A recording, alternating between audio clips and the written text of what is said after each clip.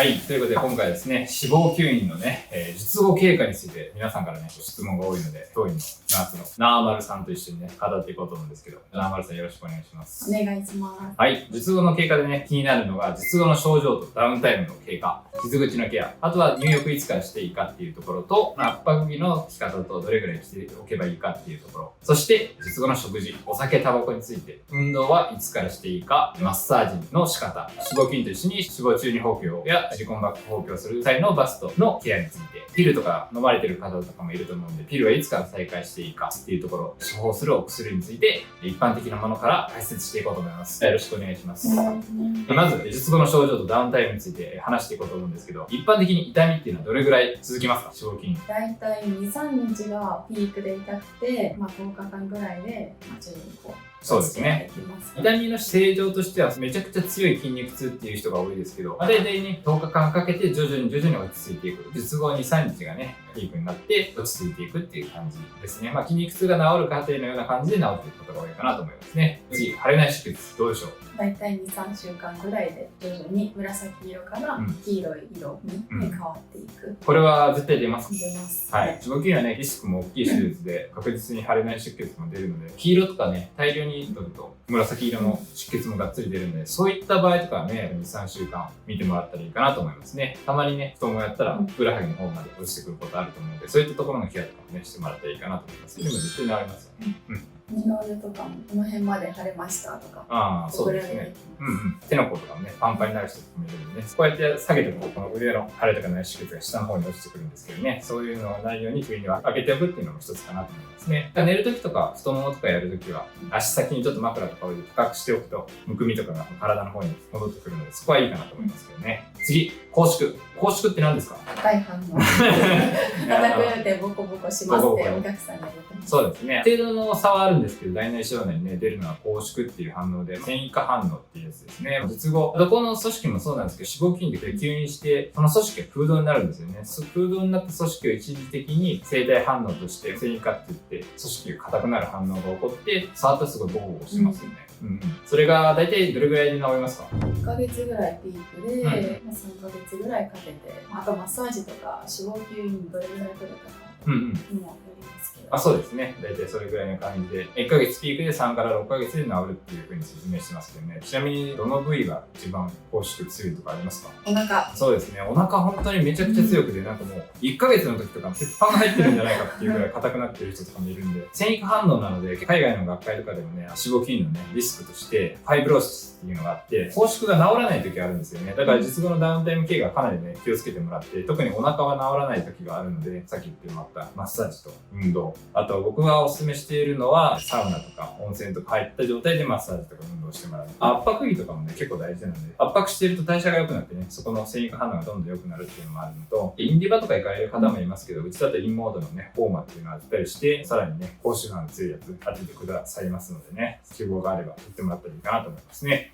次。突っ張り感。これは拘縮と一緒に出るから、拘縮が治っていく感じの時に、張ってる感じっていうのを訴えてくださる方いるんですけど、拘縮とか、あと、うちだとボディのね、脂肪筋と一緒にね、糸リフトも入れることあるんで、その糸リフトが結構ね、あえて引きつれる感じで入れてるので、突っ張る感じ強いかなと思うんですけど、これも徐々に馴染んできますよね。あと、かゆみ。これはどの期間に出ますか？拘縮が出てる時。拘縮がかゆいっていう人もいますよね。内出血が出てる時、ヘモグロビンが壊れてて、治っていく過程でヘモジデリンっていうのに変わっていくんですけど、それがかゆみ物質でもあるので、内出血が黄色く出ているところっていうのはかゆく感じる方もいるので、そういったところで術後2週間ぐらいはめちゃくちゃかゆいっていう人もいますし、確かに拘縮がなんかピリピリして痛がゆいっていうか、そういうのを訴える方もいますよね。乾燥するんですよね。確かに。大事なのは保湿をしっかりしてもらって、経過を見てもらったらいいかなと思いますね。完全解説ということで、しっかりとね、この動画を最後まで見てもらったらね、脂肪筋のダウンタイムの経過を学べるように説明していきますので。次、姿勢。これは何でしょうか？これお腹の脂肪吸引した時ですね。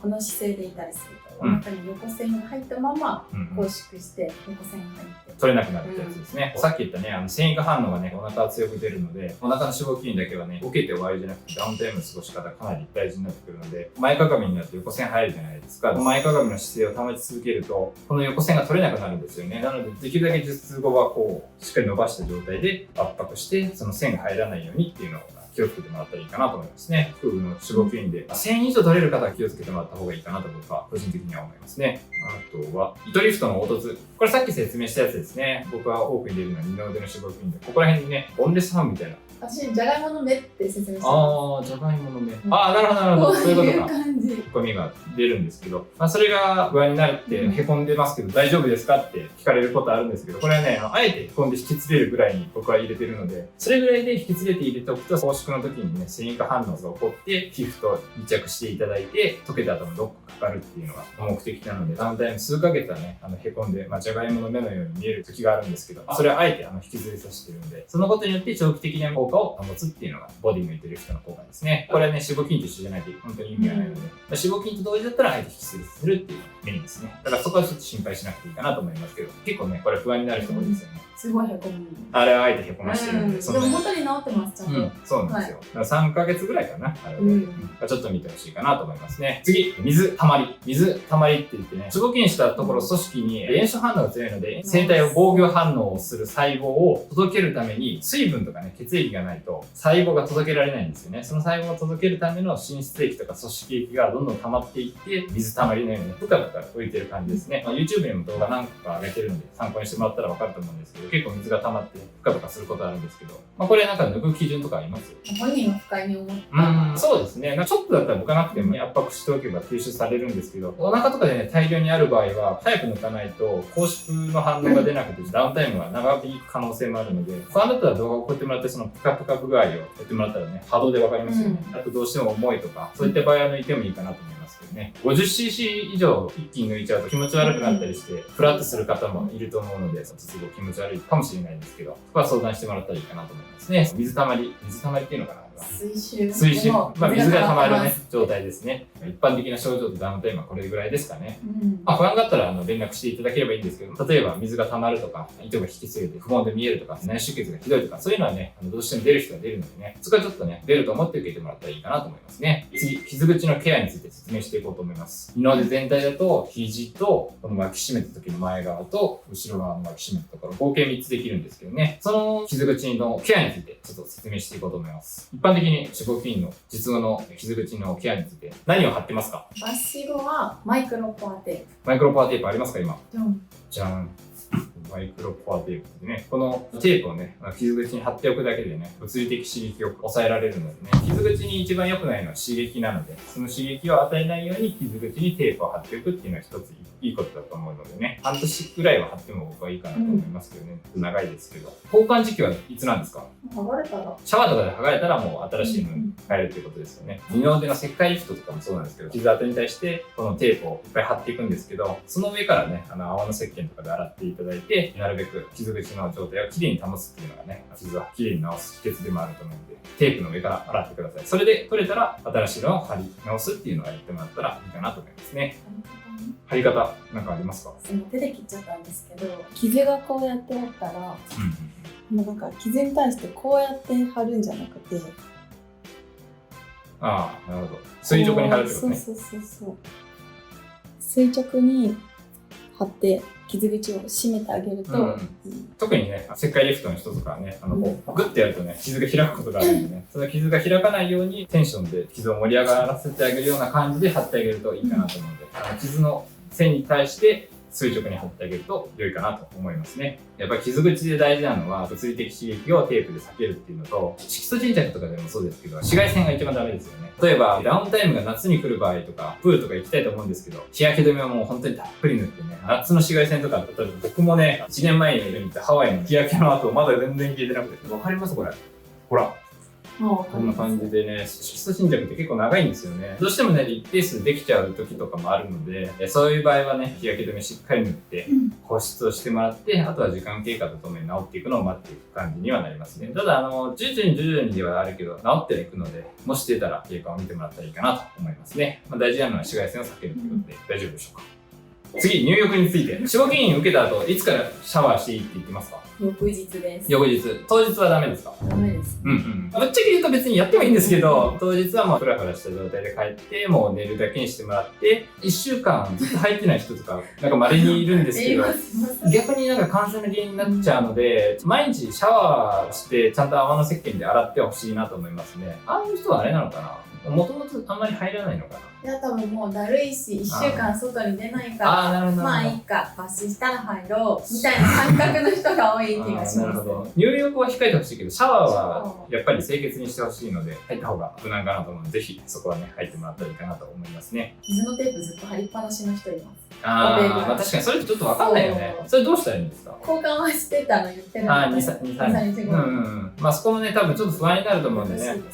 剥がしていいのか、そのままにしておいていいのかとかわからないと思うんでね。無駄にね、2、3日で交換してもらって、適宜洗って新しいのに変えていくっていうのがいいかなと思うんでね。ぜひやってもらったらいいかなと思いますね。湯船やサウナはいつから入っていいですか？出血引いて2週間後ぐらい。そうですね。大体傷がね、閉じてくるのが2週間後ぐらいなので、湯船ってね、まあ一人だったらまあそんなに汚くはないと思うんですけど、大衆浴場とかね、そういうところっていろんな人がいるのでね、温泉にしかいない菌とかもいるので、そういうのが傷口から入ってね、全身に回る。めったにはないと思うんですけどね、そういうのも防げると思うんで、できたら2週間は控えてもらう。最低2週間ですね。たまにね、温泉とか行かれてる人もいますけど、気をつけてもらって自己責任にはなりますけど、湯船とサウナは2週間は控えましょう。まあ、この夏の時期とかプールとか海とかもそうですけど、2週間は最低控えてもらった方が無難かなと思いますね。次、圧迫着について、圧迫着見せてもらっていいですか？これが、脂肪吸引後にね、つける圧迫着なんですけどね、顔とかね、二の腕とかだったらね、つけなくてもいいよっていう風に以前は説明してたんですけどね、肋骨リモデリング術をやり始めてから思ったんですけど、しっかりと圧迫してる方が圧倒的に治りがいいんですよね。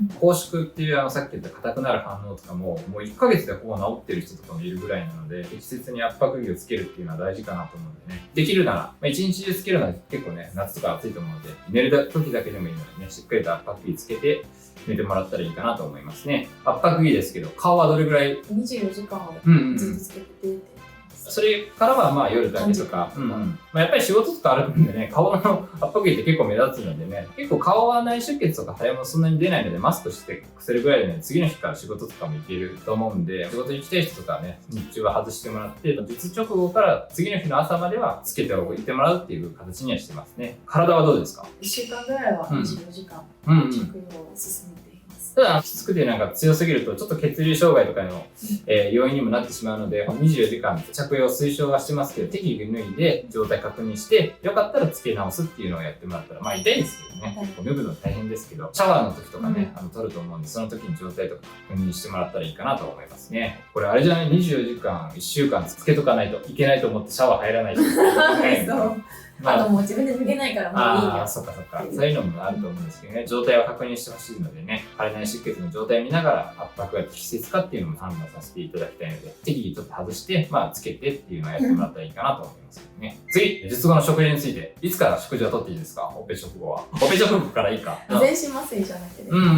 手術前、飲食を中断しないといけないので、術直後お腹とか空いて、貧血症状とかも出るとね、フラフラして低血糖とかにもなりやすいと思うのでね、リカバリールームで休んでる間にね、飴とか舐めたりして、チョコとかね、食べてる人もいると思うんで、基本的に術直後は別に食べて大丈夫ですよね。本当にね、きつい場合とかはね、ゼリーとかで食べてもらったらいいと思うんですけど、まあ1週間何も食べないとか逆に傷跡が治りが悪くなったりとかするので、食欲がなくても栄養価の高いものを食べてもらったらいいかなと思いますね。水分はいつからですか？これも？すぐ。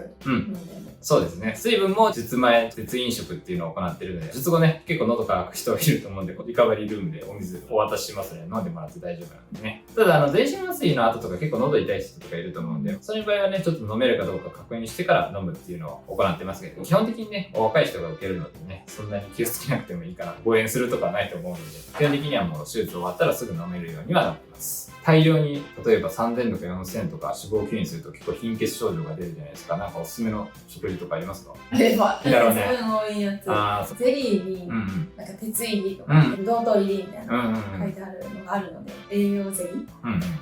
とか、まあ食べやすいと思いますけどね。僕がね、いつもおすすめしている食事があるので画像で貼っておくので、食べた方がいい食事と食べない方がいい食事っていうのがね、あるのでね、そこはぜひ参考にしてもらったらいいかなと思いますね。炎症が起きやすい食べ物と炎症を抑える食べ物っていうのはね、結構アメリカとかでもね、非常に話題になって、脂肪吸引もそうですけど、脂肪放棄かな。その時にね、やっぱり炎症反応が起こるとしこりができやすいとか、あとお腹とかもそうですけど、ジャンキーなものばっかり食べてて炎症が起こると拘縮が強くなってボコつきが治らないとかいう原因にもなる可能性はあるのでね、できるだけ栄養価が高く、かつ炎症が起きにくいものを食べてもらったらいいかなと思いますね。次、脂肪注入、脂肪補給をされた方はダイエットしていいですか？ダメ。実後 1.5 ヶ月ぐらいまではね、脂肪細胞がね、うまく定着できるようにね、さっき言ったね、栄養価の高いものを食べてもらってね、できるだけお胸に脂肪が残るように過ごしてもらったらいいかなと思いますね。次、お酒、タバコについて、やっぱり脂肪吸引とか受ける方とかね、お酒とかタバコが出る仕事されてる方も一定数いらっしゃると思うんで、参考にしてもらったらいいと思うんですけど、いつからいいですか、お酒、タバコは。1週間は必ず控えてって言ってますけど、ああ、そうなんだ。できればもう。まあもう、このまま、そうね。どうしても仕事関係で副流煙とかね、まあお酒飲まないといけないっていう人もいるので、僕的に、特に脂肪補給かな。補給の時はね、タバコはできるだけ避けて、1.5 ヶ月は最低開けれたら開けてもらって、で、副流煙とかもね、あんまり良くないので、そこら辺にね、空気清浄機が、タバコの煙が向こうに行くような席で過ごしてもらったらいいかなと思いますね。無理な場合もあるとは思うんで、絶対ではないですけど、なるべく避けてもらったらいいかなとは思いますね。お酒とタバコだったら、まだお酒の方がマシかな。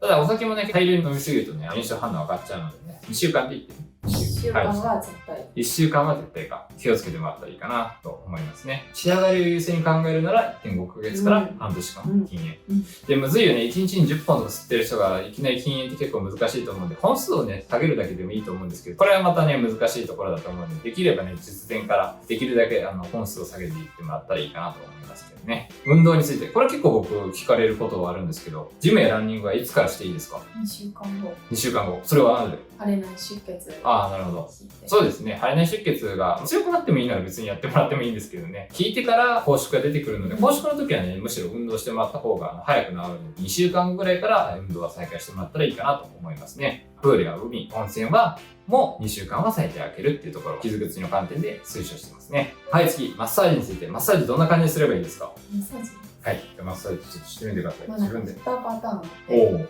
二の腕だったら、この脇のところに大きいリンパがあるから、保湿剤を使いながら流すようにリンパに持っていく。体の方に持っていく感じ。あとはもう部分的に硬いところをそうですね。やっぱ一部分だけすごい硬くなるとかあるから、そこは重点的にちょっと、そういう感じでいいの。優しく揉んであげて。まあ結構痛いですけどね、拘縮、揉みほぐすような感じでやってあげると。あんまり擦りすぎたりするとね、色素沈着の原因とかになるんで、クリームで塗って保湿してもらった状態でやってもらうのがいいかなと思いますね。顔とかどんな感じにしてます？顔も一緒か。いや、もうこうやって。押す強さはどれぐらいですか？まあ優しくでいい。強めを何十分とかそういうんじゃなくて、気づいた時に優しくやったりとか、テレビ見ながらやるとか、お風呂に入ってる時にやる。継続が。確かにね。強すぎると痛いしね。継続して1ヶ月ぐらいはやってもらったらいいかなと思いますね。次はバストや注入箇所について説明していこうと思うんですけど、バストの腫れ、硬さはハイブリッド補強とかだとどんな感じですか？最初に1ヶ月ぐらいはパツパツ感すごいよね。結構不安がある人いますけどね、特に内側のところが硬くなってて筋肉みたいになってる人とかいますけど、3ヶ月ぐらいするとね、かなり馴染んでくると思うんでね、もしよかったらインスタグラムに1週間、1ヶ月、3ヶ月、6ヶ月開けてて参考にしてもらったらいいかなと思いますけどね、3ヶ月ぐらいは待っていいですよね。自然になるのはかなり3ヶ月になると自然になってくるので、そこまではちょっと腫れ感とか硬さがあるかなと思うので、そこを注意してもらったらいいかなと思います。マッサージなんですけど、脂肪注入補強の後マッサージはした方がいいですか？ダメ。はい。押すとね、脂肪が流れちゃう可能性があるので、個人差があって、バストが結構硬い人とかいるんですよね。そういう人は、オペ直後と術後1週間の2回だけはやってもいいかなと思うんですけど、それ以外の時はね、やらないで、ちょっと硬くなりそうだなっていう人だけ1週間の時だけやるようにしてますね。基本的に脂肪注入補強をされる方、バストのマッサージとかはね、不要だと思いますね。インディバとか行く人いるよね、たまに。なんか、インディバ当てていいですかって言うんですけど、やめてください。そうですね。ちょっとインディバ当てると多分熱でね、脂肪細胞が流れちゃうことがあると思うので。シリコンだけ。まあ確かに皮膜拘縮とかもあると思うんで、シリコンだけだったらインディバ当ててもいいかなと思うんですけど、特に脂肪注入単体だとむしろ当てると流れちゃうのでやめてもらった方がいいかなと思いますね。次、うつ伏せにはいつからいきますか？ 1.5 ヶ月は絶対控えた方がいいけど。できたら3 3ヶヶ月。月。さっき言ったように、バストが安定してくるのが3ヶ月ぐらいなんでね、あんまりシリコンでね、こう、うつ伏せ寝でこう、グッてやっちゃうと、シリコンが動く可能性があるので、3ヶ月ぐらいは仰向けか横向きで寝てもらったらいいかなと思いますね。これ結構聞かれるんですけど、死亡中に放棄後のブラジャーとかどうしたらいいですか？下着は定着する 1.5 ヶ月目までは、ノンワイヤーの下着とか、ユニクロとかに売ってる、カップイン、保護してくれるカップがついたキャミソールとか、あとはナイトレーザーとか、公共用の下着があるので、いろいろホールドしてくれる優しい下着がある。それを買ってる方もいらっしゃいます。なるほど、なるほど。ワイヤーがついてます。締め付けがダメってことね。マッサージでそうですから、圧を加えたりとかね、ブラジャーで圧を加えるっていうのがダメなので、優しくホールドするっていうものだったら、つけてもいいかなっていうところですかね。そこはちょっとぜひね、意識して、定着が馴染んでくる 1.5 ヶ月ぐらいまでは、そういった形で過ごしてもらったらいいかなと思いますね。次、薬の再開について。これね、結構ね、よく聞かれるんですけど、ピルですね。ピルは、休薬はどれぐらい必要ですか？手術前1週間と手術後1週間。二の腕とか顔ぐらいだったらね、そんなに出血しないんで、休薬しなくてもいいよっていう時もあるんですけど、基本的にね、ピルは休薬してもらって、太ももとかね、お腹とか出血が多くてね、血液のね、固まる反応、凝固っていう反応がね、深まったりすることもあるので、ピルを飲むとね、やっぱりその血栓のリスクとかも上がるので、そういったところは気をつけてもらって、ハイブリッド包協とか太ももとかお腹のね、しごきをするときは休薬してもらったらいいかなと思いますね。マンジャロを使われてる方もいますけど、どうですか、マンジャロは？脂肪吸引だけであれば、食事が取れるようになれば、もうすぐ再開していいんですけど、包協の場合はもうやらない方がいいです。僕も脂肪吸引の後に体重を落とすっていうのは非常にいいことだと思うので、併用してもらっていいと思うんですけど、あまり食べれない状態でやると低血糖になっちゃうので、ある程度食べれる状態で、あんまり高用量を使うとね、本当に気持ち悪くなるので、人体に害が出ない範囲の、2.5 ぐらいでいいと思いますけどね、それぐらいで打ってあげて、脂肪包協やって体重を落とすともう本当に胸からもう脂肪がなくなるので、マンジャロは最低3ヶ月ですけど、やらない方がいいですね。1年ぐらいやらない方がいいかなと僕は思うので、最低でもね。脂肪補給する人は、マンジャロは控えてもらったらいいかなと。結構相性は最悪かなと思いますね。最後、処方について、脂肪吸引、術後、何を処方しますか？抗生物質と痛み止め。処方させてもらうのでね、それをね、両方守って飲んでもらったらいいかなと思うんですけど、脂肪吸引でね、感染したことないんで、抗生剤一応渡してますけど、痛み止めメインになるかな、脂肪吸引だとね。包協の場合はですね、感染のリスクはね、ちょっとやっぱり物を入れるので、物を抜く脂肪吸引と違って物を入れる方が感染のリスクが高いので、脂肪補給は絶対ね、抗生剤の方をメインに飲んでもらったらいいと思うんですけど、脂肪吸引は最悪アレルギーの人いるじゃないですか。セフェム系のね。抗生剤。そう、抗生剤の。そういう人はね、危ないので飲まなくても基本的に大丈夫だと思うんでね、絶対ね、アレルギーとかね、ある場合は教えていただければと思いますね。脂肪補給の場合は、決められた抗生剤の内服をちゃんとやって、術後1週間の時にケアで見させていただくっていうのが必要になるかなと思いますね。こんなもんですかね。脂肪吸引のダウンタイムの経過で気をつけること、結構喋りましたよ、僕は。疲れました。疲れました。ということでね、今回はですね、脂肪吸引と脂肪補給ですね、術後の症状とダウンタイムについて、傷口のケアについて、入浴について、圧迫着について、食事について、お酒、タバコ、運動、マッサージ、バストや注入箇所、そして薬、最後処方について説明させていただきました。脂肪吸引ね、補強を考えている人はぜひ参考にしてもらって、術後経過で不安なこととかね、なるべくないような状態で受けてもらえるといいかなと思います。今後ね、脂肪吸引や補強の動画を投稿していくので、よかったらチャンネル登録よろしくお願いします。それでは。